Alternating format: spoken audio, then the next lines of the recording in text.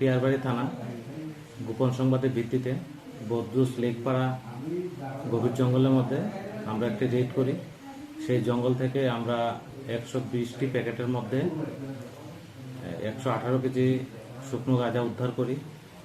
এই গাঁজাগুলোকে এই জঙ্গলের মধ্যে লুকিয়ে রেখেছে এবং কোথায় পাচার করার জন্য এগুলো নিয়ে আসা হয়েছিল এগুলো আমরা খুঁজে বের করছি। এই ব্যাপারে আমরা একটা তদন্ত শুরু করেছি এবং এই সাথে কে কে জড়িত আছে এগুলো আমরা বের করে আইনগত ব্যবস্থা নেব।